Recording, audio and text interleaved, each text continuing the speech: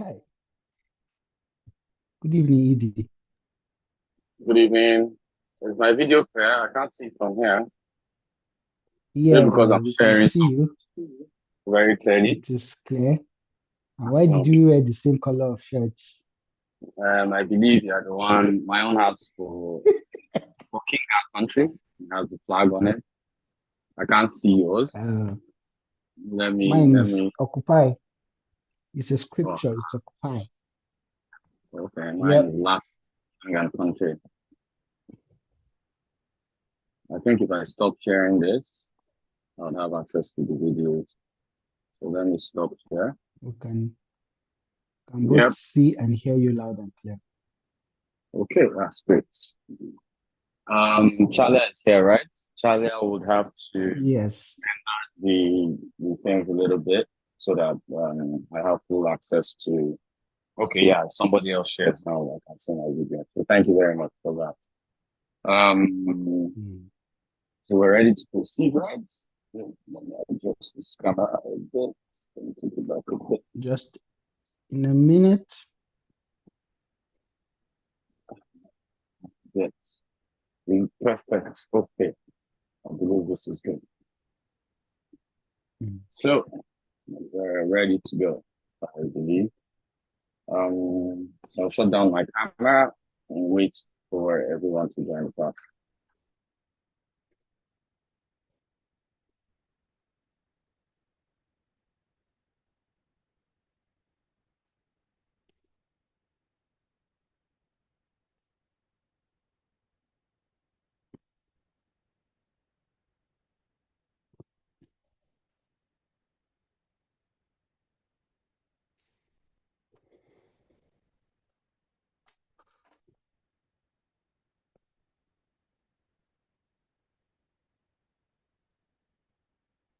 So, good evening, everybody. You're welcome to today's class. My name is Silas Agaldo. I'll be the moderator for the class today. Our topic today is the legislative, and I will give the next 1 minute exactly. Please call on your classmates and your party members to join up the class because we start at exactly 5:01. Thank you.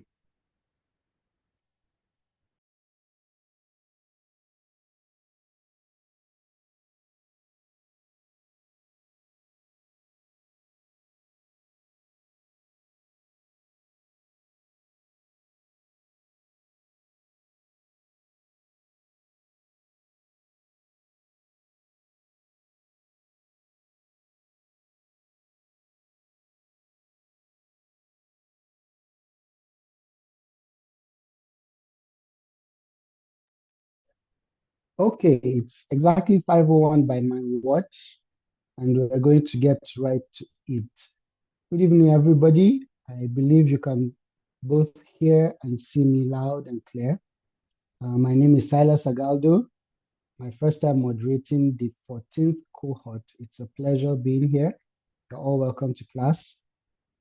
Today we're going to be taking the topic, the legislative. And let me just read the bio of our facilitator and we get right into the class. Kunle Lawal is a Nigerian political figure known for his advocacy and leadership in promoting democratic governance, electoral integrity, and political literacy. He has held various roles, including one, Executive Director of the Electoral College Nigeria, a non-partisan organization focused on strengthening democratic processes. Two, National Publicity Secretary of the COA Party, where he developed innovative membership systems and promoted inter-party democracy. Three, candidate for the Senate under the Alliance of New Nigeria in the year 2018. Four, author of the book The Candidates, sharing his insight on political and on politics and leadership.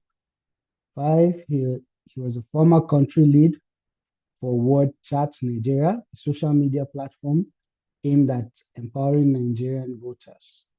Kule Lawal is recognized for his commitment to promoting political literacy, civic engagement, and democratic values in Nigeria.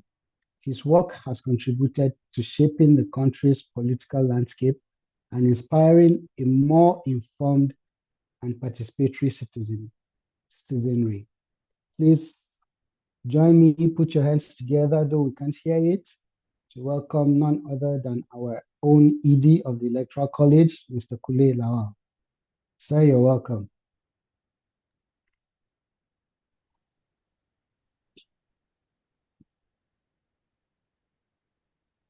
Good day, everyone. It's a pleasure to be here. It's a pleasure to also take this particular topic, which is the legislative. I know most people hear or discuss the legislative. There's even the common conversation in political times, and the conversation has always been that Nigeria should move back to a parliamentary system. This has been argued. This has been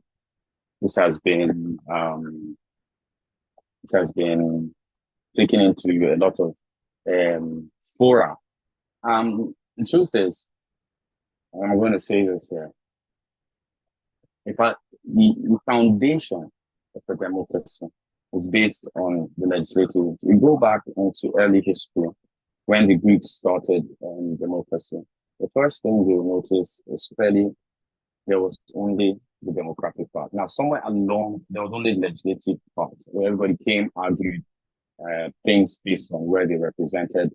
And, there was a leader of the Senate, or leader of the House, who, of course, engaged and, got people into having these conversations, and they made decisions based on voting and went back and executed what exactly was done.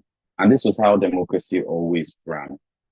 But I think in introducing, and this is not necessarily true, but if you look at the history of man, I think in introducing democracy to different times, people were used to having a king. People were also used to having, someone who's at the helm of affairs. And I think that's where the office of president was birthed into the Greek democratic structure. So today, we're going to be treating the legislative, which is the most powerful arm of the entire arms of government. Please, Talia, I cannot read the slides at this distance. Please, thank you. I said you should please increase the slides. I can't see from here. So, this power was introduced. Now back to the parliamentary system, which we always argue. The problem in Nigeria has never been the laws. It's a common conversation which you hear, and when people say the constitution is bad. Whoever tells you the constitution is bad, apparently has not read the constitution effectively. And what it now brings to bear is this. When you have the argument that the parliamentary system should be brought back, you must remember that laws that we have are based on the 1999 Constitution, which was formulated for the Fourth Republic in Nigeria. That Constitution was not written by the military, as many people believe. It was written by professors of law across Nigeria who put together a document that they thought could represent Nigeria. Now, the job of the legislative, of course, was to keep amending this so that these laws fit to present time. The inaction of the legislative from Nigeria has been a very, very big issue on such matters. Now, most the people that say the constitution is bad, it's not that it is. I'll tell you, the average amendment in a place like India, which is a large democracy, or the US, is close to 400 in a year. Nigeria's amendments are less than 60 in a year. And Nigeria is the only country that you look at a bill, and those bills, they'll say a bill for Science Secondary School, Kaduna. Hello? Doesn't make literal sense. So, Charlie, since you effectively cannot increase this for me to see, I'll do it myself. Don't tamper with it. I can see it from here. So the National Assembly is Nigeria's federal legislative arm of government. One can rightly say that the sovereignty of the people resides in the legislature. There are basic things most people know about the National Assembly, such as it is made up of two chambers, that's at the federal level, the Senate and the House of Reps. Like we said, the Senate is made up of 109 senators, 3 per state and 1 representing the FCT. The House of Reps is made up of 360 House of Rep members, making the National Assembly. So when they refer to the National Assembly, they are combining the two houses. Now, if you have one house of legislature, it's called a unicameral legislature. You have two houses, it's called a bicameral legislature. So Nigeria runs a bicameral legislature. So we will continue. However, the National Assembly is much more than that. And this presentation tries to explain the many facets and functions of the great institution called the National Assembly. Charlie, could I have the next slide, please?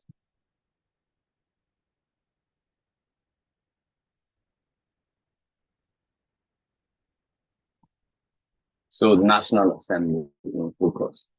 Now, the National Assembly is established under Section 4 of the 1999 Federal Constitution of the 1999 Constitution of the Federal Republic of Nigeria. Please, Charlie, let me control maximizing it since you can't do it to what exactly I would want to say. It is vested with powers to make laws for the peace, order, and good governance of the Federation with respect to matters in the exclusive legislative list. Some of the items in this list include arms, aviation, currency, drugs and poisons, mines and minerals, passports, prisons, railways, ammunition and explosives, bankruptcy, copyright patents and trademarks, creation of states, customs, military, immigration, insurance, labor, trade, business, and powers and privileges and immunities of its members, and then regulation of political parties, which are actually domiciled under the National Assembly. Now, it's worthy to note that even a lot of things, even INEC is directly has a National Assembly has direct oversight over INEC. And quite a lot of for startups. The National Assembly, I would say, has not exercised its power to the level in which it has its powers. What we've seen in the National Assembly has always been, and the Electoral College stands by this and says less than at least 48% of those who are in the National Assembly or within the legislative actually understand the duties and clear functions of the National Assembly. Quickly, I'll note at this point, we're used to demanding constituency projects. Now, I will tell you clearly here that constituency projects are totally non-constitutional. But when we get to their jobs, I'll explain further. I think the birth of constituency projects was sometime in 2006, when a certain president wanted to extend his term by another term. He brought in executive functions and birthed them into the National Assembly. No law was created to back this up, but a lot of money was taken from even local government coffers were put into the National Assembly to give back to their people. He hoped that inciting this, that he would get his third term to pass. It didn't. He had a very stubborn Senate president at the time. Charlie, at the next slide, please. So the Senate, of course, comprises of the following people who make up its structure: the Senate President or Speaker in the House of Assembly, the Deputy Senate President or the Deputy Speaker, the Majority Leader, the Deputy Majority Leader, the Chief Whip, the Deputy Chief Whip, the Deputy Minority Leader, the Minority Whip, and the Deputy Minority Whip. Now, the President of the Senate and the Speaker are the presiding officers in each of the houses. The Deputy, of course, deputizes the functions of Senate President or the Speaker in each of these houses.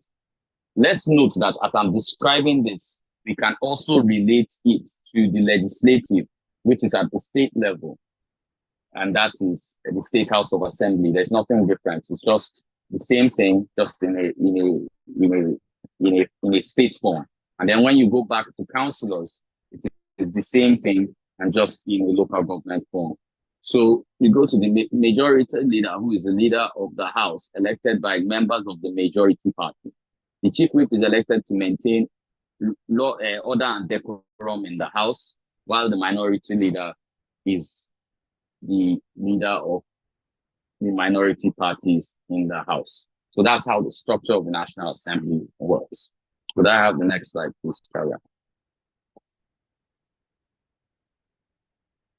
Now, I'm sure everybody's conversant with this word, which is the plenary. Now, the plenary is, of course, every time the House sits, whether it sits at local government level, state level, or federal level. So the National Assembly will be using National Assembly because it has far more functions than the states. So the National Assembly conducts most of the legislative business through daily sittings or plenary sessions and committee meetings. National Assembly plenary sessions are stipulated in Section 63 of the Constitution, which provides that the National Assembly is, Section 63 of the Constitution, which provides the life of the National Assembly is 4 years. Plenary session refers to the day, period, and time in which a legislature formally assembles for the purpose of lawmaking. Charlie, can you stop touching this thing? Could you just leave it for me to just handle it? If you're touching it and I'm touching it, to be unstable, and I won't be able to read it. Thank you. So the plenary session refers to the day or time the legislature formally assembled for the purpose of lawmaking. A session must consist of not less than 181 days in the legislative year. Sometime in, I think, last 2023, this was not met by the ninth Senate, and that's the outgoing, the last Senate House. They didn't meet this particular criteria, and I think nothing was done about it because they broke the Constitution. So sittings are meetings or hearing periods of the Legislative Assembly within a session or legislative year. There is no constitutional provision for daily sittings, therefore, it is up to the Legislative House to decide what works best for it. Previous assemblies since 1999 have observed Tuesdays to Thursdays as days of sittings. Now, recess refers to longer breaks of the House at the end of a year, the usual adjournment that occurs after a plenary sitting. That recess is different from the usual adjournment. So when the Senate sits, there's a call for the whip calls for an adjournment of, or the Senate President calls for the House of Speaker calls for the adjournment of that sitting. This just means we are going to sit on another day. But when they go on recess, they usually go 3 weeks, 2 weeks down the line and take a break from everything. And that's the way the House works at even state level and local, or is supposed to work at government level. Councillors are yet to understand exactly what we're doing. Would I have the next slide, please? Sorry. Now, the powers of course, the National Assembly. Legislators enjoy certain powers, privileges, and immunities. Legislative powers can be defined as constitutional powers bestowed on the legislative arm of government. These powers could be expressed, implied, or assumed. Express powers, as stated in the Constitution, include the power over public funds. Hence, you notice the president, which is the executive, has to submit the budget to the National Assembly, or a state governor has to submit the budget to a state House of Assembly. Local government chairman too has to submit a budget to the councillors, which is the House. The power to alter or amend the Constitution, the power to ratify treaties, and the power of oversight over the executive. Note that the Constitution empowers the legislative to create rules as regarding its internal affairs. And this is the basis of the existence of rules and standing orders that guide chamber proceedings in the Senate and House of Rep, respectively. Implied powers are ancillary to assist carrying the powers stated in the Constitution for the National Assembly. Next slide, Charlie. So the legislative communities, and we'll go ahead to define this. Now, in the exercise of their functions, the National Assembly often works in similar units known as committees. I'm sure you've all heard of committees, security committees. Everybody's always trying to jump into communication committee or a committee for any NDC or one committee or the other. It's normally juicy, and we all look at it as, something that would love to jump on. If you were within. So the committee is a unit within the legislative chamber that allows groups of legislators to review policies, propose bills, and report back to the House. One central theme is that the committees are created for the purpose of satisfying the special need for specialization and division of labor in lawmaking. Charlie, please, I don't know what's going on with this. It's kind of hard for me to control. You know what? I think I'll bring this closer. So once the central theme, okay, we've said that. So towards the end, most committees in the National Assembly are created in line with existing mandate of ministries, departments, and agencies in government. Now, the functions of committees are spelled in the Constitution and in the rules of each house. Some general functions of committees include initiation and consideration of bills. So depending on where the bill is going to or emanating from, let's say it's, I'll give an example, like the PIB bill, which was, it will be directly under the jurisdiction of the Petroleum Act. It would have been under those who were directly in committees which were concerned with NNPC, oil, and etc. Oversight on the executive, depending, like I'll give you an example, the Committee on Defense, the Defense Committee, of course, with the kidnapping, etc., will summon the Chief of Army Staff, the IG of Police, forcing an oversight on what exactly they're doing. And then also constituency representation. And now this comes to when new laws are going to be made or new laws are going to be thought about. And as the Senate opens the hearing for people, this constituency representation, the committees sit down. So there's a committee on amendment of the Constitution, or any, there are committees on the Electoral Act, and those who sit down, or the direct committees overseeing INEC will sit down and have this conversation with the people and take back what the people want to the House so that they could make better decisions. Next slide, Charlie. So we'll now go to types of committees. So there's the standing committee. Now, the standing committee, which are permanent committees that aid the National Assembly in their day-to-day functions. Examples, of course, include the Committee on Rules and Business and Committee on Appropriation.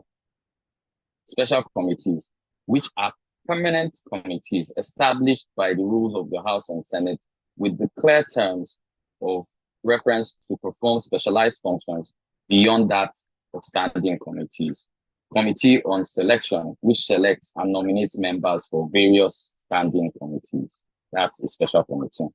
There are ad hoc committees, which are committees created as a matter of urgency to deal with pressing or specific issues.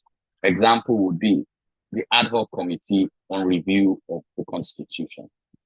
Next slide, please. So, of course, we'll go to other committees. There's joint committees, which involve both houses, so which are either a combination of two or more similar committees from two chambers or from one chamber, with the aim of the joint committee to examine the subject matter that falls within their jurisdiction.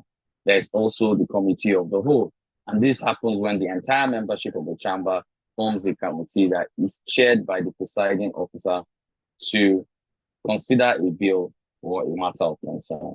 There's the conference committee, and this is a conference committee. And the conference committee is a committee consisting of members of the Senate or House of Reps who emerge with the aim, who converge with the aim of harmonizing differences on a bill that has been passed by both houses. Note, committees are powered by secretariats, which are headed by clerks and other committee staff to further support their work and the work of their committees. Legislators often hire personal staff and legislative aides to assist them. Next slide, Charlie. Now, the roles of the legislative are, of course, making laws pertaining to issues affecting public interest. I'm sure you guys are all concerned with what making laws are, which I think we've spoken about a lot.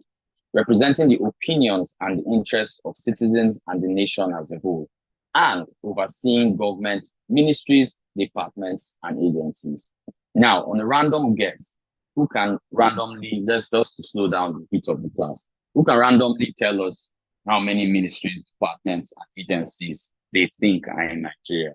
Just random. And Charlie, they can raise their hands and we'll just listen to what they have. But very short answers, please. We'll continue the class. I just want to reduce the amount of information reduce the speed of information that I'm pulling out. So who would want to raise their hands and have this conversation? Or you can write in the chat box. I'll view it. You can write in the chat box. How many ministries, departments, and agencies do you think Nigeria has?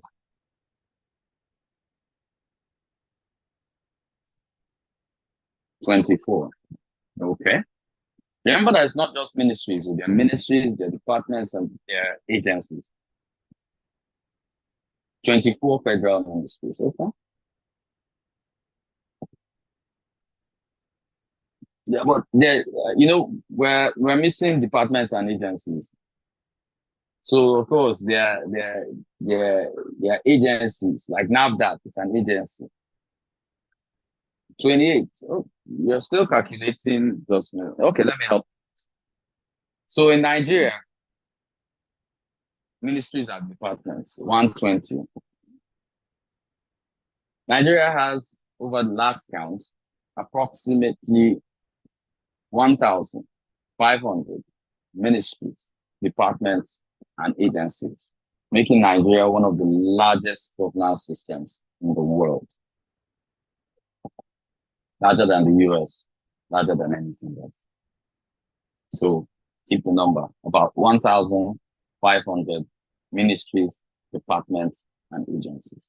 A lot of them with counterlining functions, some of them with overlapping functions. Over the course of 4 years, the Senate or the House of Reps never gets to really meet with all the ministries, departments, and agencies. It's rare. I doubt if they even cover half, but they are supposed to meet with them because they generally provide oversight on them. So next slide, please. Talia.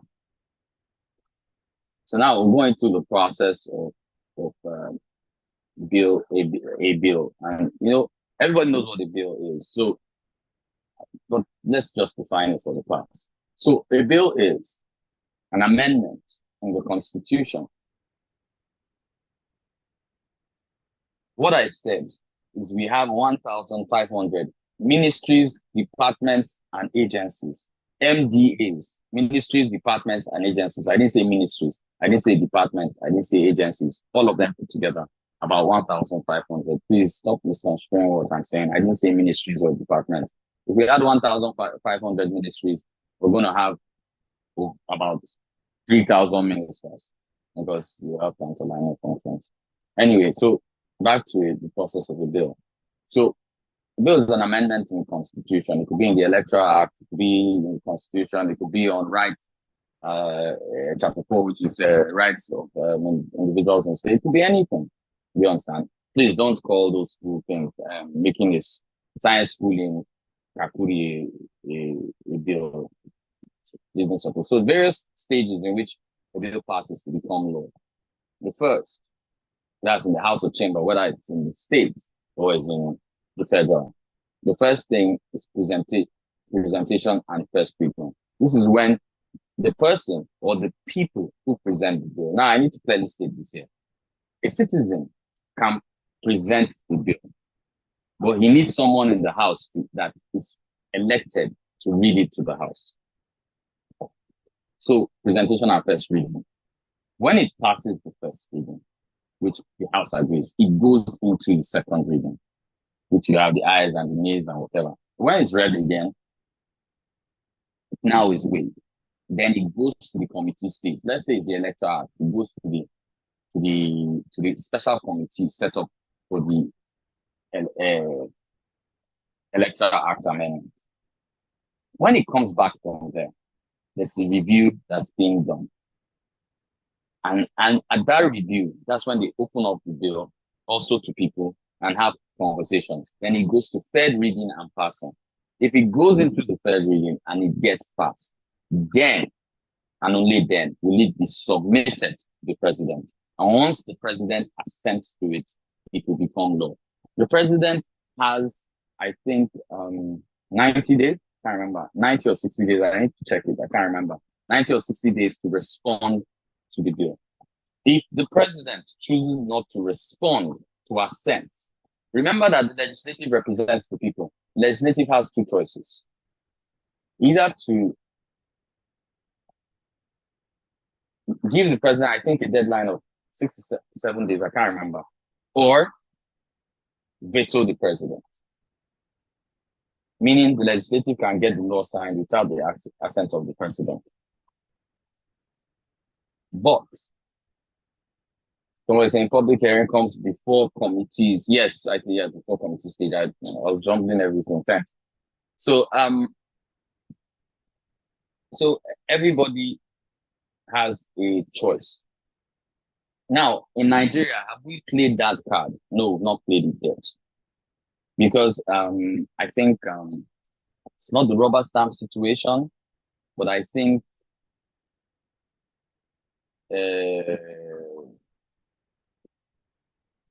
we have just toyed with what exactly is supposed to be. But anyway, the Senate actually, or the House of Assembly, can veto the president and get the bill passed into law. Next slide, please. So this now will be constitutional amendments. Now, if 2/3 of each chamber pass the bill without amendments or differences, it is transmitted to the state houses of assembly for concurrence. However, if an amendment occurs at either of the chambers, a conference committee will be set up to harmonize differences on the bill before sending it to the states for concurrence. Note that if both houses were not able to harmonize position, the bill will be returned to the respective chambers in fresh voting. At the state assembly level, a simple majority vote of approval of each clause by 2/3 of the states assemblies is required for each amendment to come into effect. This is about 24 of Nigeria's 36 states. If anyone remembers the situation that happened with local government autonomy, where some states threw it out, some states threw it in.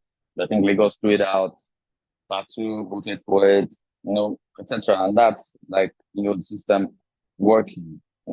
So anyway, following the concurrence from states, their report on the bill is forwarded to the National Assembly for adoption. Thereafter, the Park of National Assembly sends a clean copy of the bill to the president for his assent. Now, challenges to passing of bills in Nigeria. Now, the National Assembly has often struggled with the passage of bills timelessly, with some crucial bills failing to pass before the end of the life of one assembly. Some of the contributing factors to the large number of pending bills in the National Assembly, apart from the lack of political will to make legislation, include poor coordination and synergy between the chambers that often leaves a bill passed in one chamber, not passed or concurred by the other chamber. And that's between the National Assembly. The next one, Italian. Now, oversight, and these are oversight functions to improve the efficiency, economy, and these are benefits of the oversight function. So to improve the efficiency, economy, and effectiveness of governance or governmental operations. That is why the Senate acts as a check, so that the executive is not in totalitarian or total control of everything. To detect and prevent poor administration, waste, and abuse. I'm not saying that this is done. I'm telling you what the Constitution allows them to do. Waste, abuse, arbitrariness, or illegal and unconstitutional conduct. To ensure executive compliance with the law. To protect citizens' rights. To ensure that executive policies reflect public interest. That's why they're supposed to be interacting with their constituents. To gather information to be used in informing or educating the public, and to evaluate the execution and performance of the national budget. Now, these are all what revolve around oversight functions granted by the National Assembly. Next slide, please. Now, challenges of bills have always existed in Nigeria. So the challenges to passing bills, National Assembly. Okay, this expands. It seems like this slide was from before the other one. I think I mixed it up. I apologize for that. National Assembly has often struggled with the passage of bills simultaneously, with some of the crucial bills failing to pass. No, I just said some of the contributing factors to it. This seems like a repetition. I apologize for that. So the issues we've had with bills are normally narrow content of bills. Now, most of the times we come up with bills in Nigeria and we try to say, this is the law, or this is what we want to do. It's normally so monotonous that it's not encompassing. So most of the time, the houses don't sit to agree on such matters or cannot come down to getting each other on such matters. Now, it will be sad to note that most of the bills that are even proposed are seen by the people proposing them the first day they are reading it to the House. They know what it's about, around what it's about, but they've not gone through it in totality. So now, there's also been poor drafting. Most legislative aides are not people that are versed with the Constitution. Senators usually pick, now, I don't need to tell you, your girlfriend, family, friends, children, and in the end, results in poor drafting. A lot of times, some bills that have already been put forward by law in Nigeria are bills that already are contained, or laws that are already contained in the Constitution that might require just a slight amendment, but not an entire new bill. And that confirms the policy duplicity in the National Assembly. There is also the problem of inadequate or delayed legislative scrutiny. Now, this occurs because of a singular reason. I believe it was McCain. McCain is one of the most successful legislators in the world. I think passed over 1,000 bills in his time. Senator McCain, late Senator McCain of the US. And if you look at most of his bills, I think except the one on defense, they were never more than a page. If you look at the PIB bill, it's 96, 95 pages. How do you want the entire House, 109, 360, going down to State House of Assembly to go through such a massive amount of data? Our inability to do what? Our inability to ensure that just a single, and I'll give you an example. Let me show you how simple a bill is so that it will not look like I'm just punching the National Assembly. Now, we have off the top of my head. Okay. We have women here, and I'm sure that the biggest problem women have had when they're coming back from maternity leave is the fact that they have to leave their children somewhere else. I think that reduces their productivity, doesn't keep them focused with the office. So if a senator is to think, or a legislator is to think outside the box, a simple bill will be to mandate public and private institutions to have care rooms for women that have just returned from maternity, with two or three nurses, two or three people working there. Now they will call them nurses, not nurse that gives you injection, but nurses take care of the children. Now, it is simple to state at this point that if women knew that their children were just across the room where they worked, or just across the hall where they worked, it's not hard to argue that their productivity would be a lot higher. That is how simple a bill should be. But for Nigeria, like I said, we'll say, let's increase female senators. Maybe that will happen. Did it happen? Won't happen. We don't have people that think. That's how simple a bill should be. But we enjoy complex, massive, complicated, impassable laws written by, I don't know why Nigerians always think writing a history book is passing a law or amending a law. Sometimes it could be as simple as just 3 lines, and it could change or alter the course of legislative of the people's lives effectively. Next slide, Charlie. Thank you. So the jobs also are representation. So representation in the legislative, of course, includes sponsoring bills on the floor of the House that, of course, can help. And remember that when you're in the federal legislature, when you make a law, it's not for your constituency, it's for the entire Nigeria. When you get to amend the law, when you're also doing that at state level, it's not for your constituency, your state, it's for the entire state. Setting up a constituency office to facilitate public access. Well, in Nigeria, we know how that goes. Regular physical visits to the constituencies. Well, we'll see them in 2026 now when campaign starts. Meeting with interest groups in order to stay engaged with various issues and concerns. Presenting petitions in the National Assembly on behalf of constituents to ensure that their grievances are addressed. Seeking public consultation and input on a bill. Soliciting the opinions of constituents on certain legislative and policy issues. Keeping in touch with community leaders. Creating awareness and disseminating relevant information to constituents.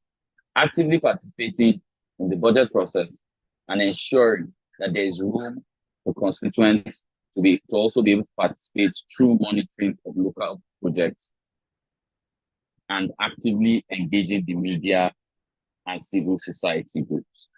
Now, that's what they have to do. I'm not saying that's whether they do that or not, it's a case of, I'm not sure what exactly is. Next slide, Charlie.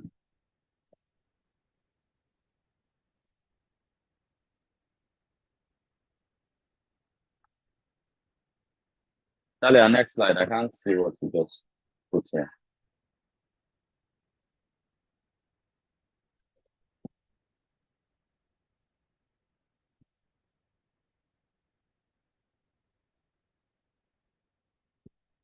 Talia, next slide, please. I can't see what you just put.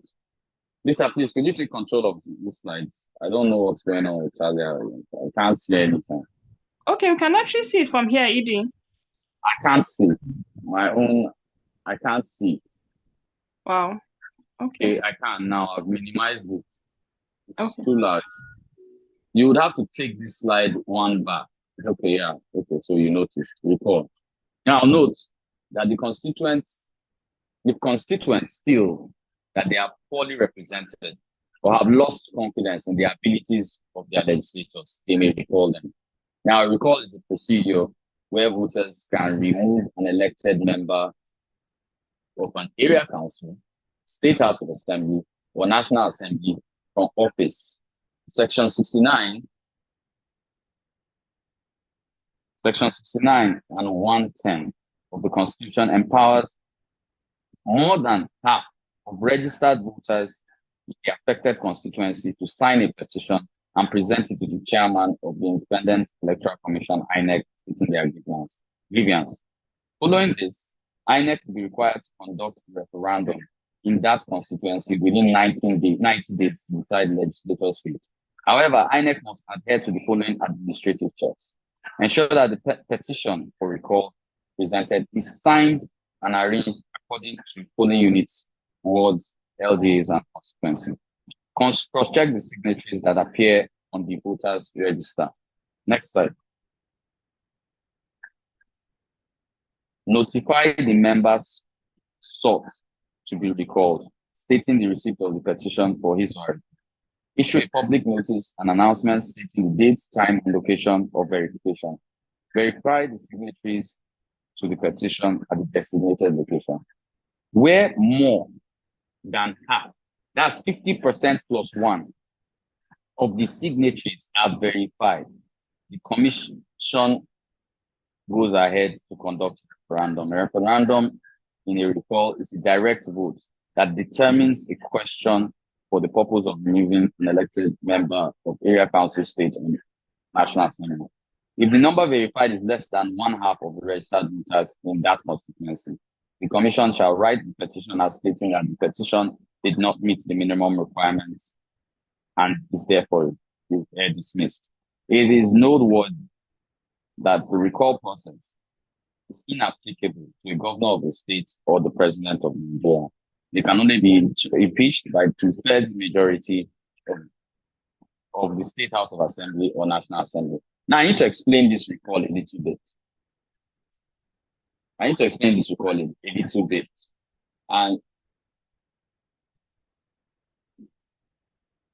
what did I do? How did I turn this one on? Okay, I need to explain this recall a little bit. And the issue here is this. The recall, when they say 50% plus one of registered voters, it refers to the number of, let's say, let's give an example. Let's say it is the senator of Abuja. In the election that brought him 250,000 people voted. It means that to recall him, we would need 125,001 to recall him, signatures to recall him. I'll go again. If the senator came in with 200, that's the people that participated in the whole election, or not people that voted for him. You have all the people that participated in that election that brought him in, that Senate election that brought him in. If there were 250,000, it means to recall that senator, you will need 125,000, which is half and one at least to recall the senator back. Next slide, please. So these are resolutions. So resolutions are prayers of a motion agreed by the legislative house. There are three types of resolutions, which are simple, concurrent, and joint resolutions. Simple resolutions are usually used to express sentiment of the house to compel a committee to carry out an investigation. Concurrent resolutions are resolutions passed by both houses but do not require the agreement of the president. Joint resolutions are generally passed by the house to give effect to constitutional provisions. Next slide, please.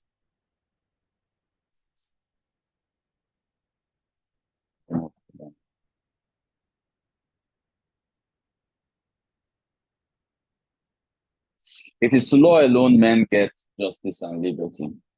As we crucify the legislative without holding them accountable, we have kissed away our freedom. Thank you, everyone. Thank you very much, Edie. That was so insightful, as always. This is the time where we ask questions. Class, if you have a question, you can raise your hands, then I will ask you to unmute, then you can ask your question, or you can put your question in the chat box. There's already a statement in the chat box or a question talking about gender. I can't see it again.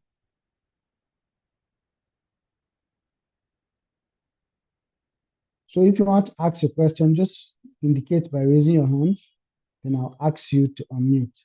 Yes, sir. This question says, sir, how do you justify the engagement of women into politics, which calls for, in brackets, gender inequality, and they are still at their motherhood periods? That's Charlie, I'll giving take down birth. the slides, please. Silas, just hold on. You read the question. Charlie, I'll take down the slide, please. Okay, thank you. Okay, go ahead. Okay.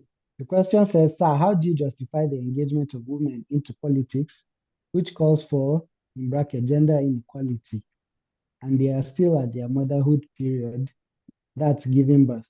What do you think of that? I don't understand it. Agility Silas, I don't understand. with housing. I don't understand Philibus, the maybe you question. can raise your hands and ask the question verbally. Philibus Shitumato, maybe you can just raise your hands, then we'll ask you to unmute. Okay, I already have one hand up. Ibrahim Jari. Let's take the question. Yeah, I've asked Ibrahim Jari. I've asked you to unmute so you can unmute and ask your question.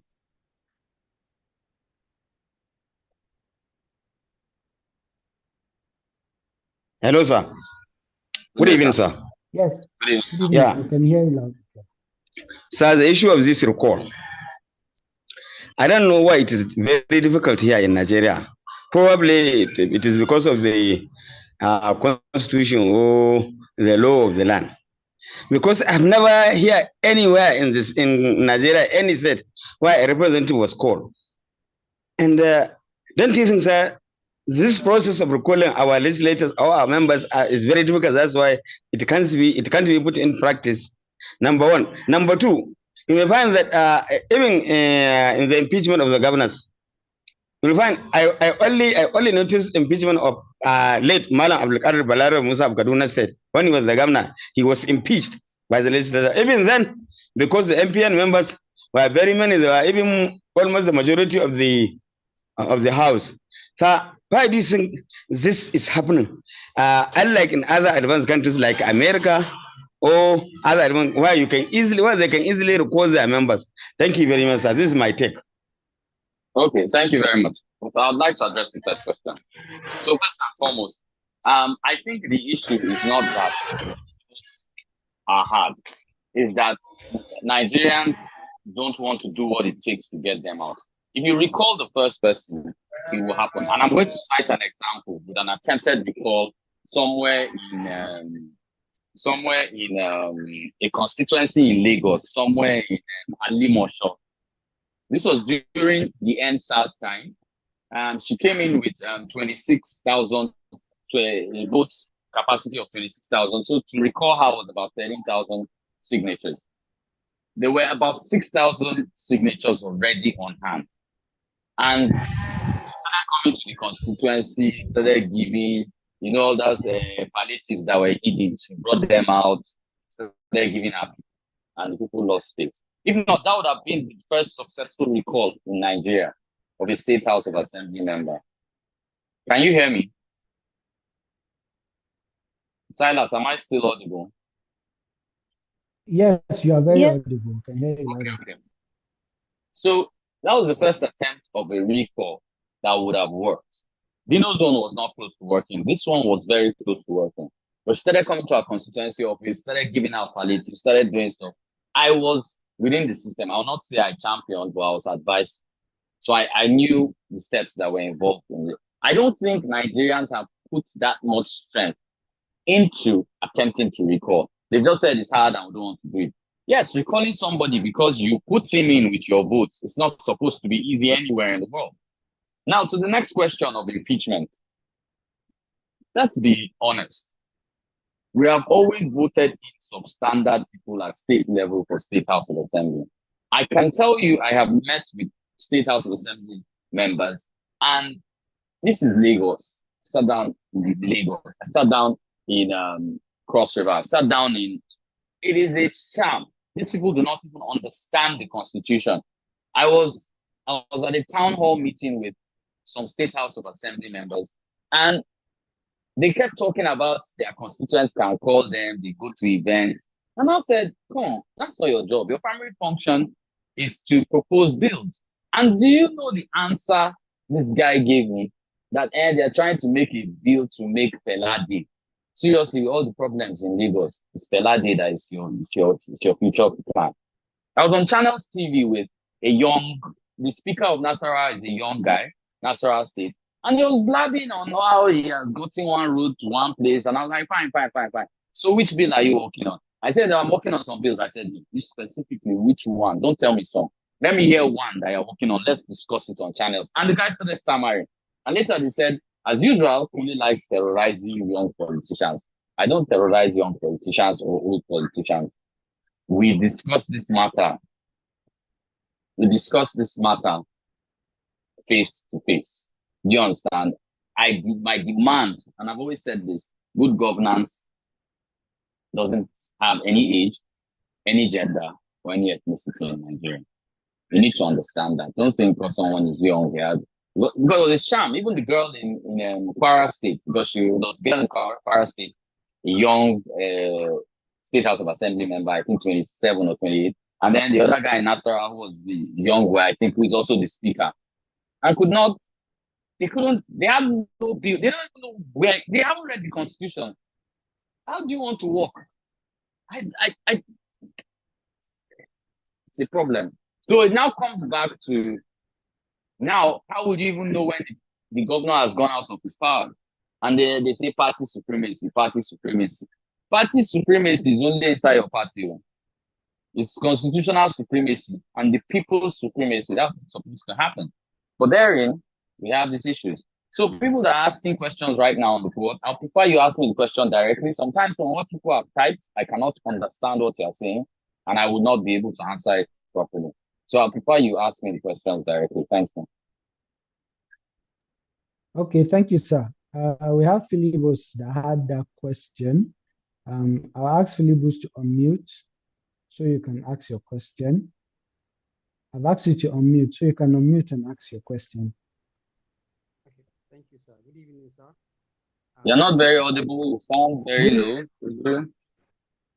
Good evening, sir. Yes, very low. Are you using an earpiece? Take it out. It's very low. I can't hear you further. Okay, I hear you now. Yes, beautiful. Okay, thank you. Good evening, everyone. Good evening, Electoral College.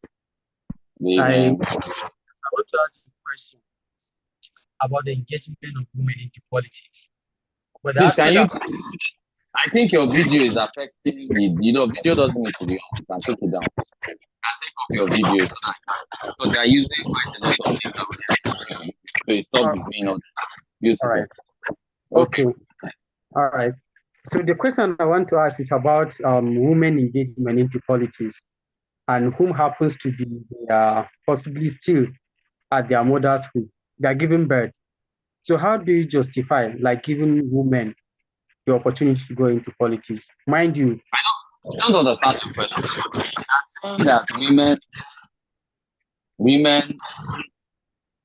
I don't understand the question. Okay, what I'm saying is, women are still giving birth to children, right? And then men, that is their husbands, might not encourage them to go into politics. That's why in bracket I put gender inequality. That's women to be inclusive in politics. So how do you encourage men, especially we have fathers in the house and we have young men like me also in the house? So answering this, I say most men that have tried to stop women going to politics because they are their wives have the cultural problem or are still stuck in, I don't know, under a tree. For me, that is a cultural problem. It's not a legislative problem. You understand? I think legislation allows for open participation for both genders. Equity has not been reached yet, but we will get there someday. But as regards the cultural aspect of it, which you are talking about, that will require a lot of inputs in social change. And that will be done by civil service organizations, the government also educating and educating people. So that's not a legislative problem, that's a social problem. But I still answer the question. Okay, I've asked Michael Sanu to ask his question. I've asked you to unmute so you can unmute and ask your question. Michael Sanu. Hello, sir. Good evening, everybody. Good evening. Yeah, my name is Michael Shano, and I must commend this initiative. Very good one. Well done. Thank you. Can you hear me? Can you hear me, please? Yes, I said thank you. I was allowing you to speak. Okay, sorry, please. Just a recap because I just got in not quite long. I don't know if we have that privilege. Perhaps we can just get a little recap, or we can get that later. Sorry, I just coming up quite long. The classes are always available on Electoral College YouTube YouTube page. They're always streamed live. Even as you're seeing it, you see streamed to so you can go to the YouTube and watch it again. That's fine. Maybe the link on the WhatsApp group later. Sorry. So we should virtually do everything. Why don't you go to the YouTube? They go to the No, because the information. No, stop and listen. Take me directly there. Sorry. Michael, listen. Yes, sir. The handles of the Electoral College are there. We are presenting this class to you free. Wouldn't it be a good thing if you went to our YouTube page instead of just watching, found it, followed it, and then watched the video? Wouldn't that be something that you're giving back to us? All right, sir. That's fine. Thank you. That's fine. I appreciate it, and we look forward to your life. Thank you very much. All right. Thank you, sir. Well done. Okay.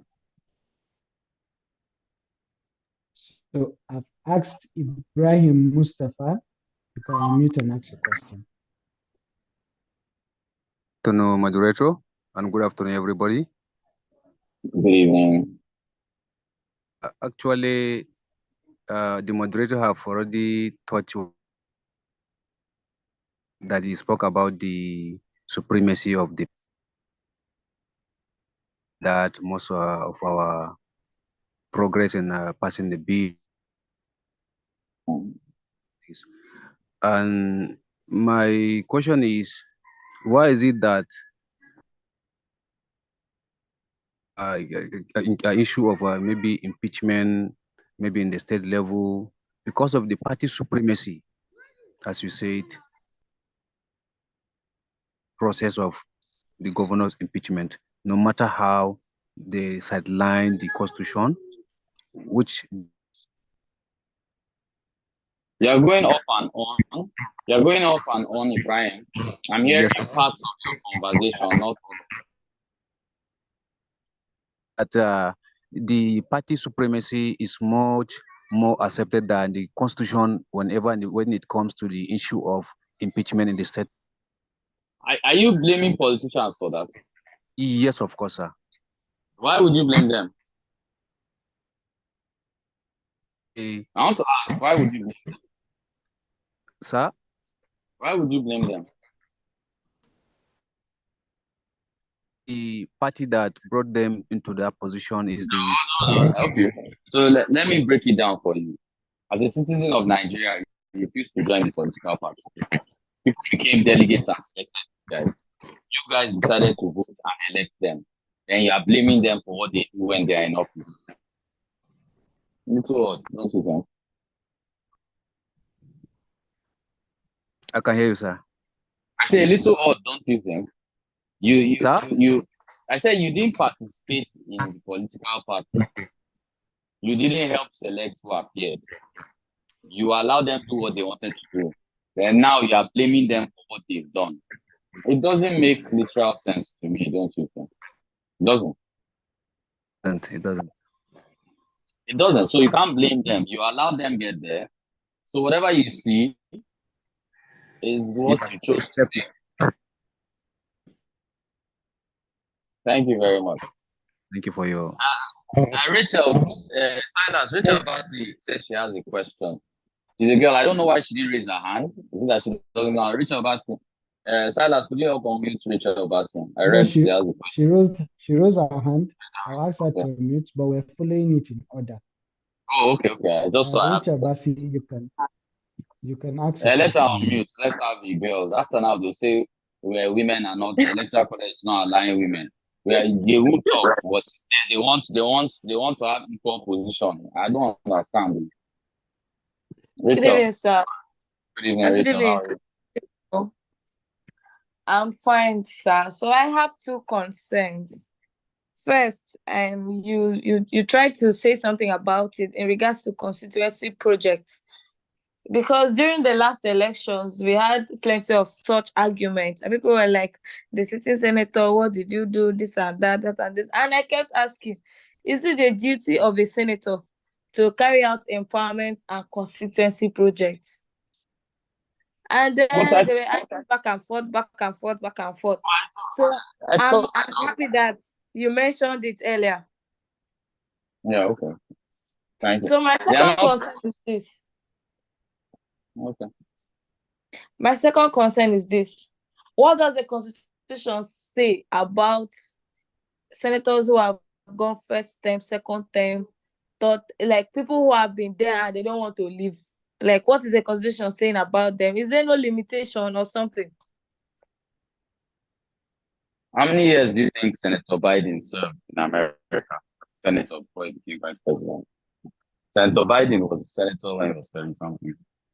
McCain served, I think, about 20-something years. So there's no limit on number of terms of Senate legislative comes back. So I don't understand when our generation or the younger generation has a problem with it. If you have a problem with it, then ensure they do not return. Don't be saying there. As long as they are voted in, they can remain there till they are 90. Even with the Senate, the more experience, most of the time has shown in countries, India, Malaysia, especially developing countries, has shown clearly that experienced senators deal better than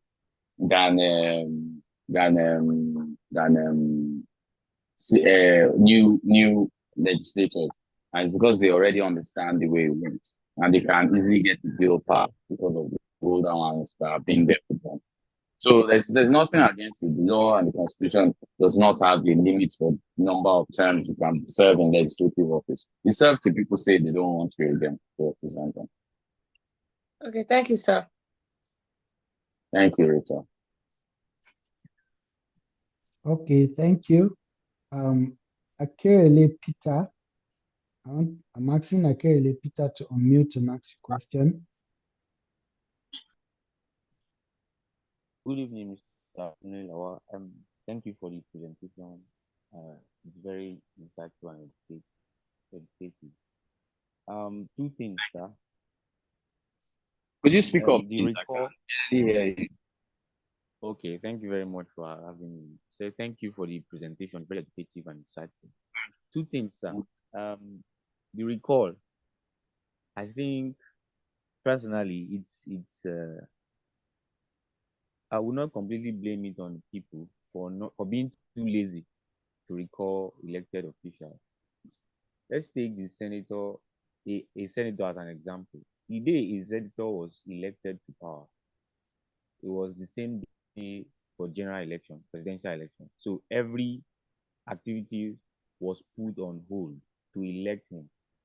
Now, if you take more than just that to recall him, apart from the fact that you need like from your example, you said if he took 300 persons to elect him, it will take 150 to recall him. Is that what you said? 151. Oh, 151. I think it's too the odd is against the people already. Because do you know why it is? Let me answer. Why do you know why? Because as a people, we are not supposed to make a mistake and elect the wrong person. So the punishment is that you have to take more pain to recall the person you have elected. No, you seem to forget this. You're looking at this emotionally. Who do you think puts the limits of the statutory position on recall? Who do you think put that law? The military. It's the legislative arm of government, the lawmaker. So will you make removing you easy? No.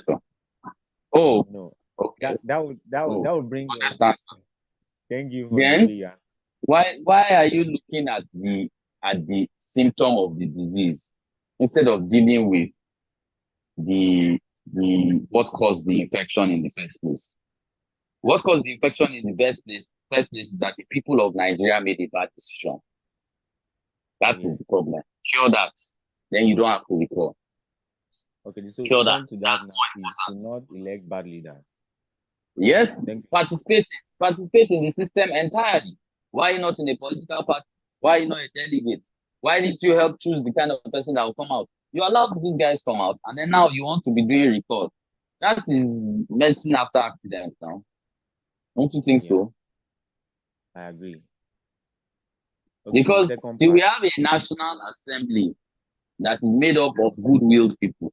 You will not just make that recall part there. Yeah, I get it completely. Okay.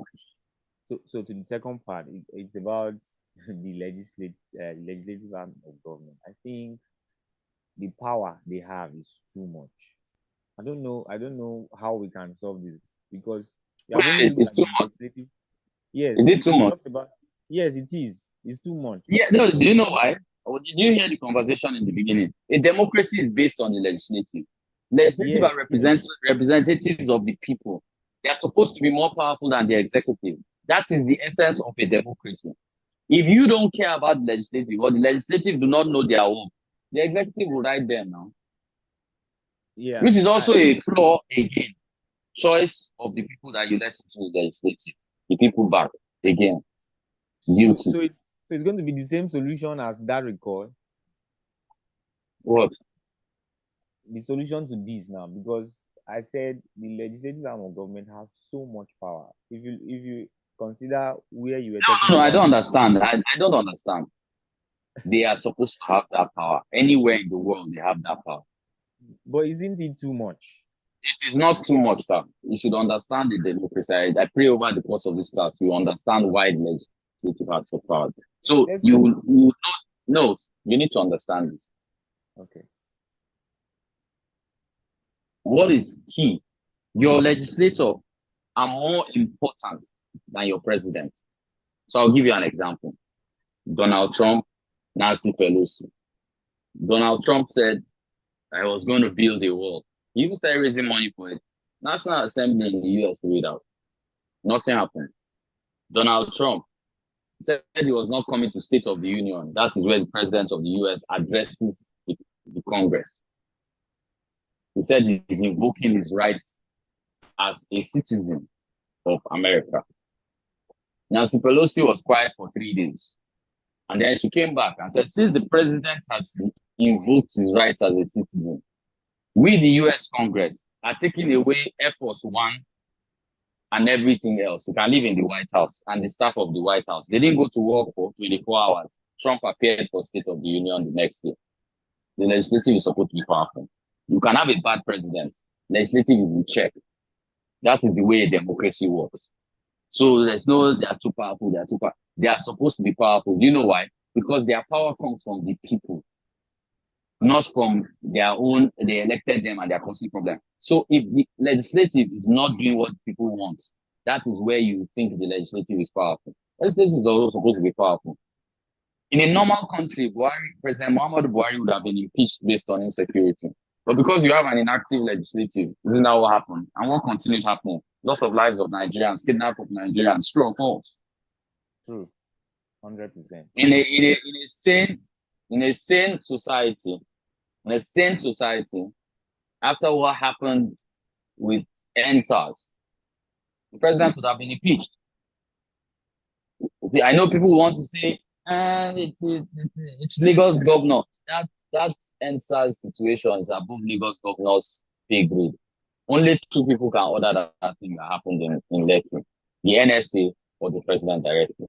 No other Sanwo-Olu cannot order answers. So the one that people are making Sanwo-Olu run around like headless chicken.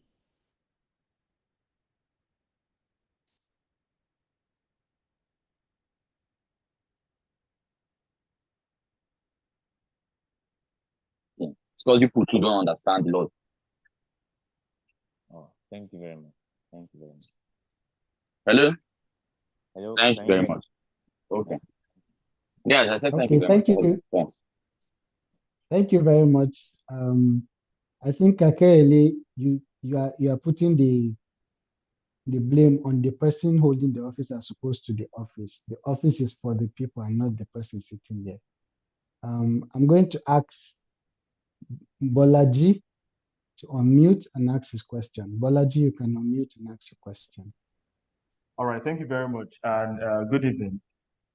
Thank you for today. So my question, you spoke on the legislature today. So I have a question. I think it was early this year. There was an update on the Oronsaye report, and one of the recommendations in that report was to merge some ministries, departments, and agencies together. Now, when you were during your lecture, you mentioned that we have about approximately 1,500 MDAs in Nigeria. So my question is, for the implementation of this recommendation to merge these NDAs, and I'm aware that I think some of these NDAs are a product of Act of Parliament. That is, there were bills that established them. So does it mean that there has to be another bill or another bill for each of these MDAs to be let's say terminated or taken away, or they just need for just one bill? A bill, let's say a bill for merging, I'm just giving an example, like a bill to merge these so and so MDAs together. Please, I need clarity on that, especially on the implementation of this on this recommendation. So the Oronsaye report, the Oronsaye report, which I even think is outdated because a lot of other departments and agencies have been created, which are also duplicity of functions. To implement it, the president can only forward something to the National Assembly. Only the National Assembly can undo these acts and reports that are created. So the president might feel 35 or 40 or 100 should go or to be merged or etc. If the National Assembly feels different, the president cannot do anything about it. Do you understand? It's outside power. The power has never laid. That's why anytime the conversation around the Oronsaye report started, everybody will say good luck. What's his name? Good luck. Buhari, Tinubu. They can recommend, but the president will recommend to the National Assembly. National Assembly has the power. They've always had the power. They can even do it without the president talking, and nothing will happen. Do you understand what I'm saying, sir? Hello? Silas, is he still here? I think he has muted his mic. The student Yeah, has he's here, but he has muted his mic. Yeah, okay. He Let said me yes. ask him to unmute again. Bolaji. Yes, I do. Thank you very much. Yes, I do. Okay, it's clear. okay. Thank you very much. Okay. Thank you very much. There are no other women in the class with a question or something? We still have. Do we have women in this class? We still have 2 questions. Ibrahim, you have asked before. Equity, Silas, equity. Electoral College is providing floor for equity. It's not me, sir. It's based. Women have decided to take. It's based on who wants to ask a question. No, I know now. I'm just saying it now. We provided the forum for equity. They are still acting. What they call this? They are still acting. Staying back. Later now, you say the Electoral College did not allow them to do what. It's not us. No. We are begging you people. We is begging you guys. Let's give a benefit of doubt. Which doubt? Let's give it a if there's benefit of doubt. If there's anything that's I think there's actually a question from a female in the chat box that you missed, Silas, from Abdulkadir Fatima.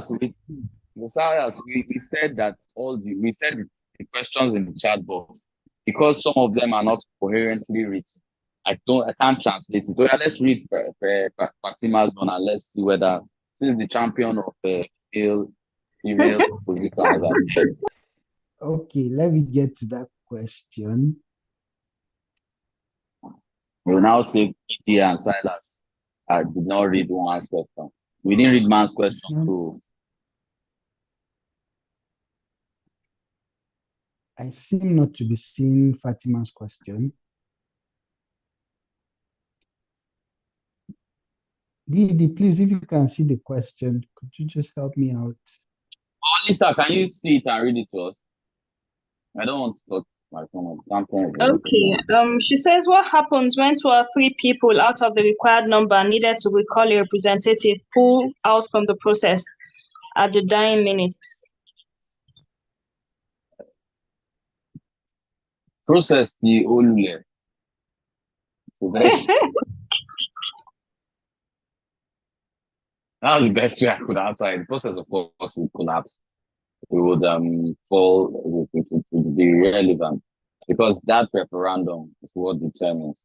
So the signature is the 10th, but the referendum is like a re-election to unelect.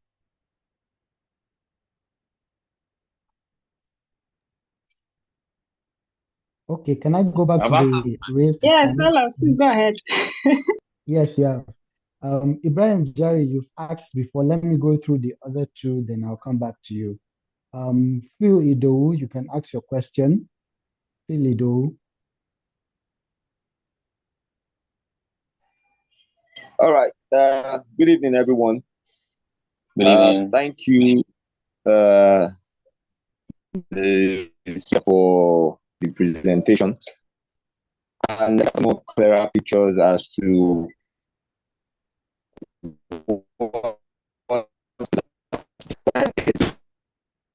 something is legislative, and the legislators are more important than the president. So my concern is, how come we have, let me use the 9th assembly as an example. How come we have legislators that consent to the president? I can't hear you very well. You're going off and on, sir. Are you using an earpiece? Hello? Hello? Hello? It has to be his network. No, it should be his network. I can't hear him. He's going off and on. Hello? Hello? Hello?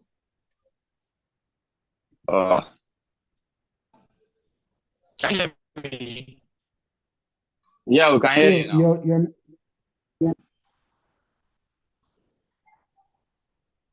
you hear me? Yes, I can hear you.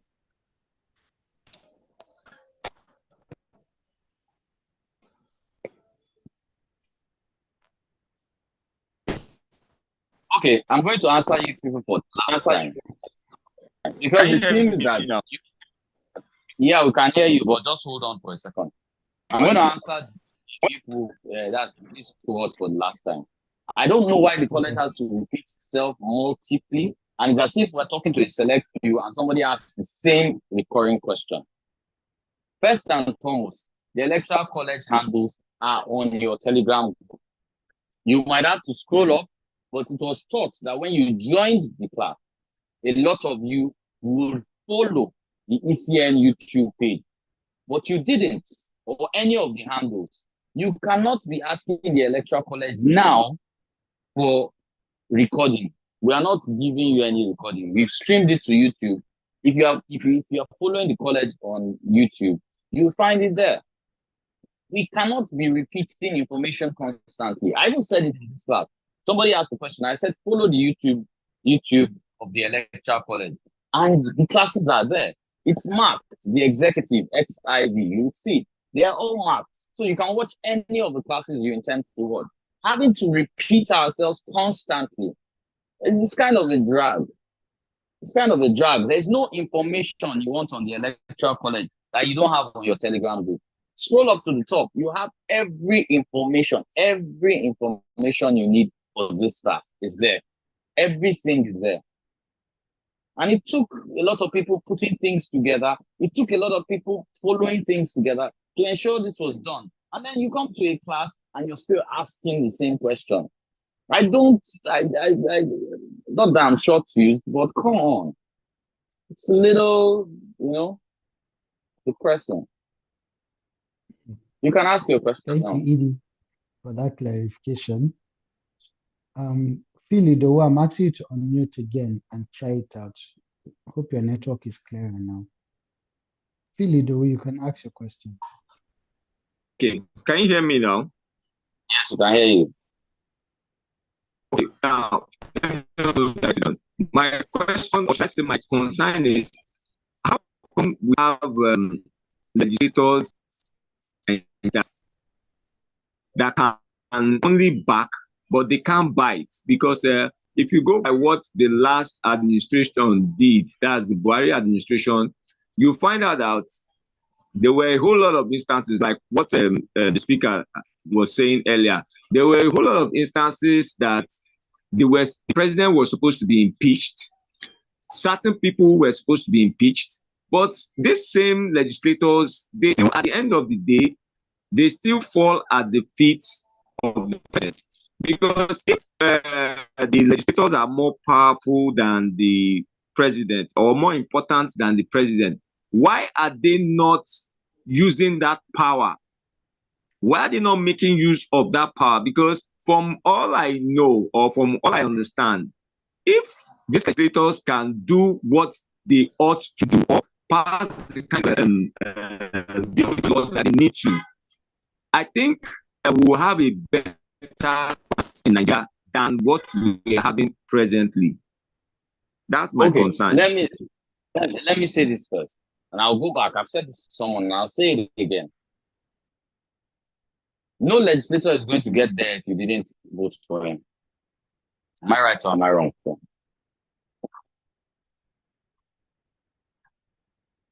Nigerians are responsible for the quality of legislators they have. I'll give you an example. Let me ask this class this question. This is a question I always ask every class. So in the 8th Assembly, there was Senator Dino Melaye and there was Senator Ben Bruce. Who was a better senator to you? You can write in the chat box. I'll go through everything. Who was a better senator?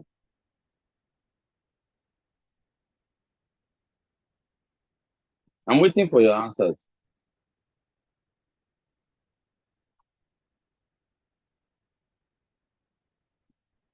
Ben Bruce, no, Dino.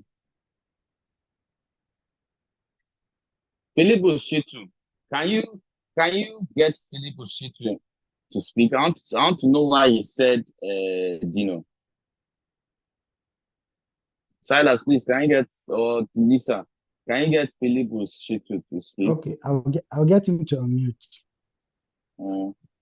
Chukwuaka, Dino Melai. Why are they saying Dino? Is it because he climbed tree?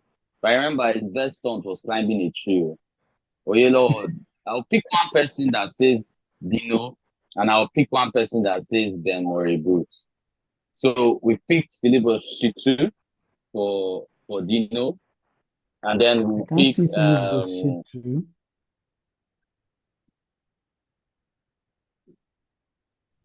I've asked him to unmute.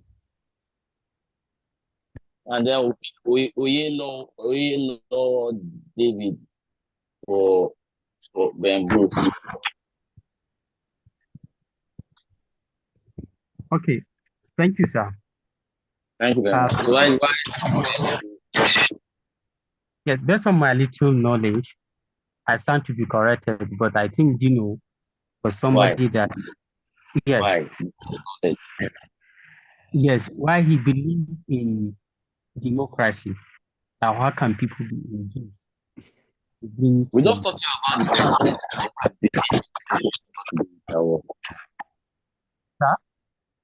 what has belief in democracy got to do with the work of the senator? Yeah, I'm not sure of that. Somebody can actually check from that. And you are making an you just emotionally picked. Are you from Kogi State? Hello? No, I'm not, sir. And why did you pick Dino? I don't understand. But knowledge. We taught you the functions. How did Dino meet all the functions of a senator? Okay. For now, I don't have. You should have picked him. Let's have Oyelo. I've asked him to unmute. Hello, David. Unmute and answer.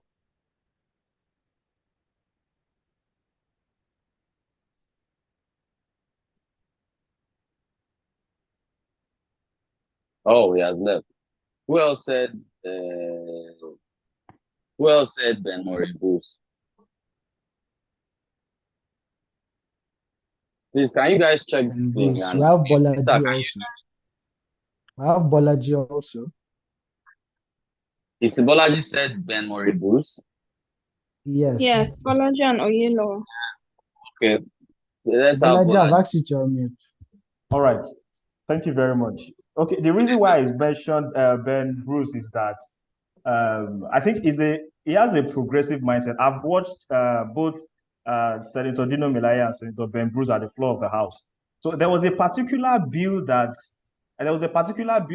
supports, I think, the introduction of electric vehicles in Nigeria. So I think Senator Ben Bruce I don't know if it was the initiator of I think it was the initiator of that bill. I think like majority of other senators were against him for that bill, against the introduction of electric vehicles in Nigeria, because they felt, okay, if Nigeria start using electric vehicles, are we still going to make more money from the sales of petroleum products? That was the reason some of the other senators give. So I've watched the debate by Senator Ben Bruce and also Senator Dino Melai. So that scenario stood out for me. That's why I chose Senator Ben Bruce over Senator Dino Melai. Okay, thank you very much. I'll attempt to answer it. So if you said Dino Melai, you are correct, but you couldn't defend why. So I'm going to tell you why. Senator Ben Murray Bruce, 5 bills proposed, 0 bills passed. Common sense senator didn't pass one. Dino Melai, 9 bills passed, most successful senator in the 8th Senate. So as lousy as Dino was, he actually was a better senator to Nigerian standards and to the work that a senator was supposed to do.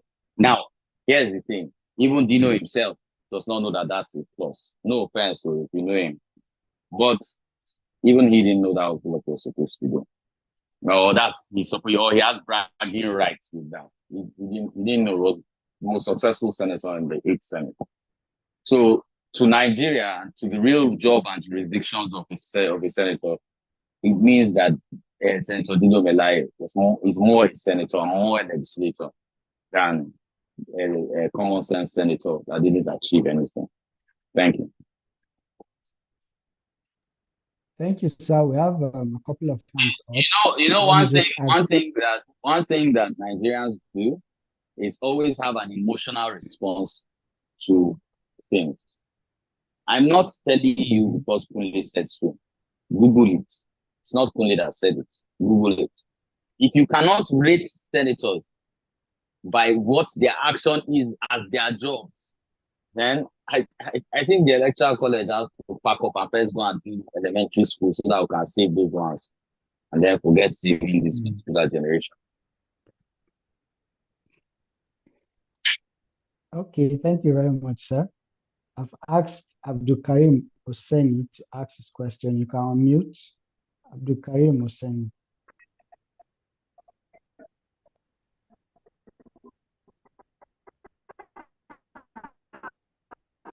We cannot hear you. Your network is pretty bad and you're not audible.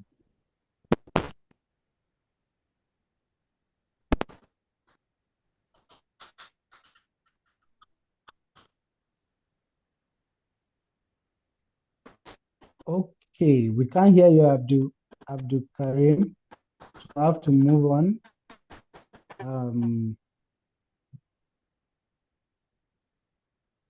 I'll ask David Moses Abiodun. and I'll come back to Ibrahim Jari later.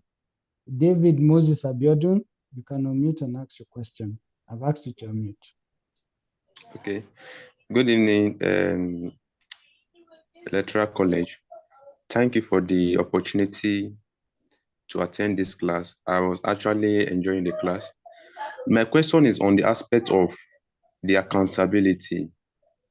Given the function elected by the speaker, the function of the legislature as the major key to democracy, aside from the instruments of recall, is there any other tools of making the legislature to be accountable? Is there any other tools that we can use, like the masses can use to take them to be accountable?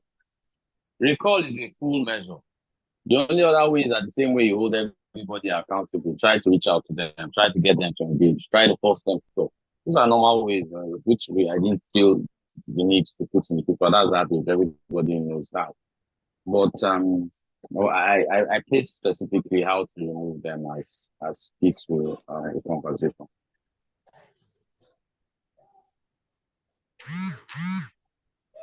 Okay, thank you, sir. I've asked Ibrahim Jari to unmute and ask question. Sans has been up for a while. Okay, sir. Good evening once again. Good evening. I want to thank the executive director for the presentations so far made. But sir, you have given an example of Dino Malay and Ben Bruce. Sir, are you now saying that senators and members of the House of Reps performance is through the bills they presented and the bills they presented and passed, or rather, what do you mean by how can we judge the performance of a senator or members of the House of Reps? That is number one. Number two, sir. Sir, please let me answer your first question so that I don't forget it. Okay, sir. The first work of the only job of a senator or a House of Rep or State House of Assembly is amendment and proposal of bills. Now, bills that pass are those you can use. That's the only measure to join the legislative. Any other thing is extracurricular activity. Their first job as a unit, they are oversight over executive. But as a singular person, their first job is amendment and bills. That is their singular job. As a unit, their work is oversight.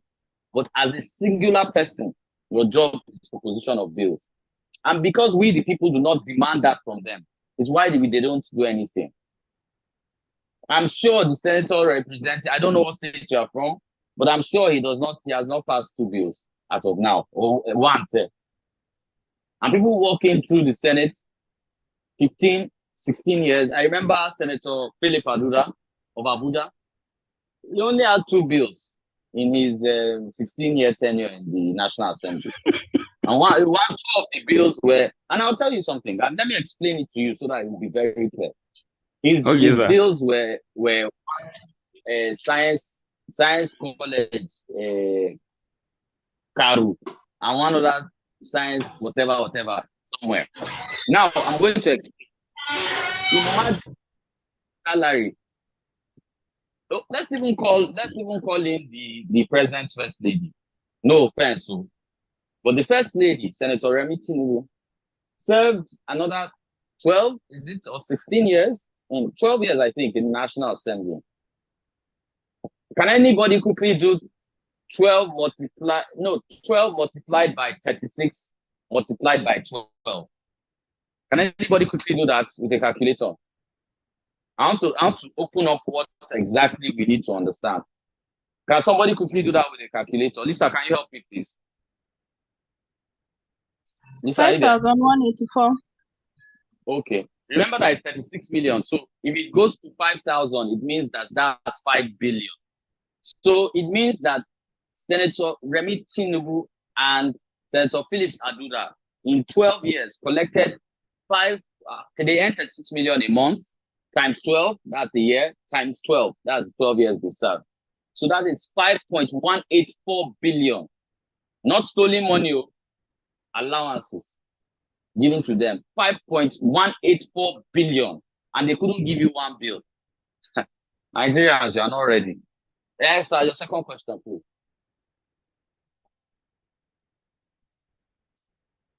Sir, are you still there? Silas. Where's everybody? Let me Where ask is you to everybody? unmute Lisa. again. Ask the second question. I think he has dropped his hand. I think he dropped his hands and he's not in the chat box. I can't even find him here, yes. Yes. So 5,184 that everybody's calculating. Hope you know I started with 36 million, which they were earning in allowances, multiplied by 12 months, then multiplied by 7 for 12 years. That would indirectly mean 5.184 billion naira. Not stolen money. Not stolen money. And they can't give you one bill. There's a problem. Okay. Thank you, sir. Let's take these last two. I've asked Emeka. Kenova to ask his question. You can mute. Right. Okay. Good evening, everyone. My question is, and I've tried to listen in as best as I can, given the network. My question is, what can we do realistically as the people to make the legislative accountable to us? Because as of now, I feel they are going rogue and they are not serving the interests of the people. And I feel they're subservient to the executive. So how can we get them to sit up, being that they are the ones that make the rules that govern themselves? And govern us. So for me, there's no short way about it. Nigerians have to be more participatory in elections that concern legislators, and explain why. You take an average ratio of voting patterns. Let's say on the same day, in the same polling unit, or on the same election day. Sorry, let me use election day. 28 million will vote for president. You know that when it comes to House of Rep and Senate, numbers drop to below 15 or 14 million participating. We don't care. We also don't care, even if we're in political parties, who wins this ticket. We just want to call them honorable, distinguished. That's what we want to call them. That is the problem. Therein lies the problem. Till Nigerians start to care about the legislative, when you've elected them, you've seen how hard the recall is. It's not that it's not possible, but it's hard. So if you don't, it'll be hard to hold them accountable. You'd have to appeal to their conscience. But you can nip this in the bud in the beginning. You can make the right choices. Join a political party. Be part of the system. Become a delegate. Make sure your friends are delegates. Choose the kind of legislators that come out that are quality and would not be subservient to the what they call it, to the executive, but be subservient to the people that they represent. That's the easiest way to do it. That's how it's done anywhere in the world. Any other way is it's like drinking water from a well and taking typhoid tablets. You, of course, no, that's not a good analogy. I don't know. It's like you're already in trouble and you're trying to save yourself. It's nothing after death, actually. So I think that's the best way. Emily, if I'm right, that's the best way to go about it.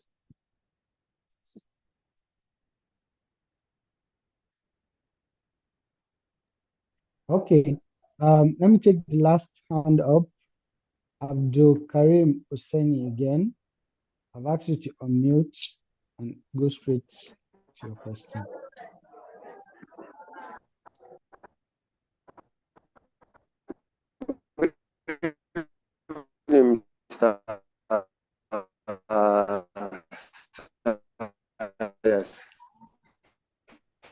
Your network is very bad. We cannot hear you.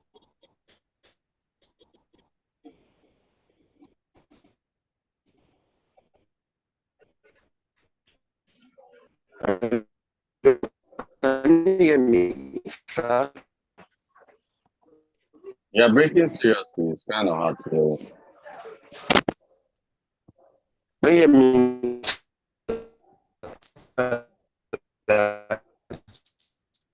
Can you type your question? Let him type his question. We'll give a little time. Okay, you can type your question.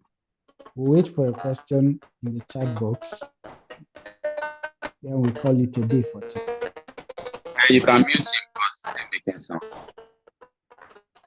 So we the people cannot, if I can say this, we can't continue to absorb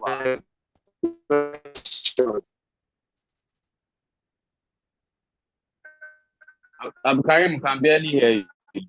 Please mute him, Silas. Yes, I've done that. We the people, I don't know whether it was activists that brought this in or activists that taught us this. We're always pointing fingers and engaging our responsibilities as citizens and pointing to the people. You don't agree to be part of political parties. You don't agree to be part of the process. You don't agree to vote. You don't agree to do anything. Yet you want to demand good governance. I don't understand how that works. You don't support any candidate.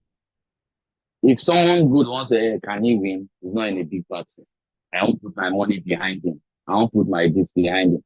Yet you're happy when you see a 44-year-old that became president. Like I said, I don't care about it. But when you see people that, worked for someone and he became something, you're excited about it. We can't continue to mortgage our responsibilities as Nigerians. We can't continue to feel that activism is anger at the government without understanding what you're angry about. Everybody will rush. You want to talk about landmark. You want to talk about landmark. That's a right new thing. So talking to the minister anyhow. Oh, really nice. Yeah, right, yada, yada, yada. Have you read Nigeria's Act on Inland Waterways? It is law. Anywhere, coastal territory, on territorial boundaries of a country belongs sovereignly to the federal government. It is not a conversation. The people, have you noticed that the so-called landmark and etc. did not go to court? Why are they doing media trials on Twitter? Why have they not gone to court? The laws are there. Those laws have been, I think the first time law was spoke was 997, and then Obasanjo had an issue with Shell and its explorations and decided to steal it in 2004. So Nigeria is in control of coastal regions. And this is not me justifying the road, because I don't understand what road they are doing from Lagos to Calabar. But within the ambit of the law, the federal government is correct. You can follow Rufai Hussein, who is helping to miseducate half Nigerians and argue blindly. You cannot engage or be an activist if you do not understand the basic laws or the general framework of how your country works. Let me tell you, do you know how you sound?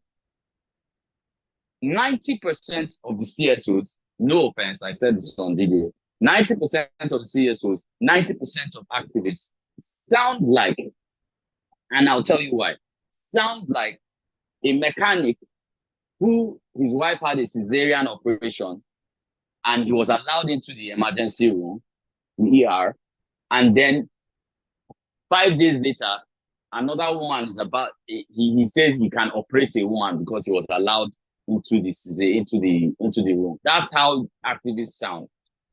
And the reason is because most activists do not have a political base, never been in a political party, do not relevantly understand the Constitution of the Federal Republic of Nigeria, and they just want to talk. It's okay to hate government. Yeah, go ahead. That's what you want to do. But when you're deciding to hate, won't you find out the weak points so that what you say actually makes sense? Well, we want to discuss landmark. We barely have fuel in this country. We barely have light. Yet it's landmark that is the most important thing you Nigerians want to discuss. God damn, you guys lose me. I remember somebody stating that Queen Lawal, their mental health in this class. I've told, and I repeat and I reiterate, if you are concerned about your mental health, please, there are mental health courses. My own job here is to tell you the truth about politics. I'm sorry if it depresses your mental health. I do not apologize for it. And I'm going to say at every given opportunity, I would remind Nigerians of their political illiteracy. I'm not here to make you feel nice. The college doesn't make you feel nice. The reality on ground, which we must face, is that we've thrown away a country that has 5.4% of the world's entire natural resources. We have no excuse to be poor. We have no excuse to be where exactly we are. But come on, Kule Lawal is running for Senate. Kule Lawal knows the constitution. I can't win, he's in a small party. Or Kule Lawal, since you want to build campaign website, it means you have money. Bring 800K, you have money. Kule Lawal, you're running for Senate now. You pay for our food and drinks. And you expect a good country. When the so-called APC and PDP were printing posters, didn't some of you do it? You called it business. I will tell you, when Macron was running and they started their new party, some billboards which some people had access to, some people refused to give it to other people to place their campaign material there. That is taking control of your own country. Well, why would we take control of our own country? Come on. Everybody thinks they are Igbo, Tarok, Efik, Yoruba, Fulani. You don't even know you're Nigerian. First, it was highly disappointing to see Bayo Asanuga, or whatever his name is, write that he's Yoruba first before he's Nigerian. Where the hell did you guys lose it? You are Nigerian first. Your passport does not say Yoruba or Efik or whatever. We all have the same passport. You cannot continue as Nigerians to mortgage your responsibility. And I've never seen a country where people don't know and they want to argue. We had the case of someone within the APC in this party, who clearly did not understand what she was talking about local government and went as far as challenging and continuing to talk when she could have just Googled it. Didn't finish there, went to our WhatsApp group, went ballistic, even started writing Yoruba on top. This is my 25% of Yoruba. I wish I can wash it off. No, I beg, please, in case I want to run for office later, you cannot do that.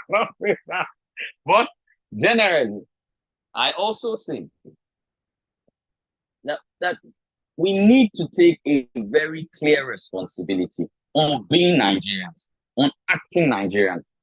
You sit down and you say, no, politics doesn't concern me. I work in a shell. I'm cool. You're cool, Abi. Let me teach you something. If you have 20 million naira and your friends are suffering, you can as well think you have 1 million naira if your friends and family are suffering, because that's what's going to happen to you. So you're never okay till everybody's okay. Nigerians are probably the most selfish people I know in the world. As long as I am making money, or as long as I can take care of myself, everybody else should die. Is that the kind of country you want to pass? I'll leave with the last line. I have only 2 godfathers. That's why I'm unapologetic to people's mental health when they talk about this country. I have 2 godfathers. The Constitution of the Federal Republic of Nigeria and the next generation. Anything that affects law or affects the future we are going to hand over, which should be better than what we have had, I have a problem with. And right now, I have a problem with the docility of Nigerians. Thank you, everyone. I look forward to the class. Lisa, we'll see them all next week. Tomorrow, sorry. Lisa, if you have anything to say, Thank you very much, Edie. Mike.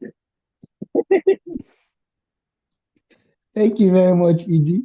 I've got to touch Edie now. Very insightful, always having you in class. Thank you very much. We'll see you tomorrow. Edie, do you have any more notices before we close for the day? Okay, thank you, Edie. Thank you, Silas. Just a few announcements. We've observed that some people join the class with the name of their phone, for example, Spark Pro and Other aliases. Please rename your Zoom whenever you're in class so that at the end of the course, you will not complain and say you were in class, but your name was not taken for attendance. Please always rename your Zoom to your full names whenever you're in class. That's one. Wait, And then Lisa, sorry to interrupt. Why are you telling them, please? If right now we'll give certificate to what do you say, Techno 3? Spark 10 Pro. Pro will give certificate to Sport 10 Pro, but won't give it to you. Okay. Okay. So now I'll sign the certificate. We'll give it to Sport 10 Pro. Okay, that's fine. So also be reminded of your assignment is due before 4 p.m. tomorrow. I think those are just the announcements. I believe everyone here has already joined a party. So see you all tomorrow and good night. Have a lovely evening. It's always a pleasure from the college. Don't worry, ED will not be taking you for a while. So I will not be terrorizing you. Have soft, nice lecturers. I'll be smiling. And once in a while, when you see me again, I come with my problems. So take care, everyone. Have a lovely evening.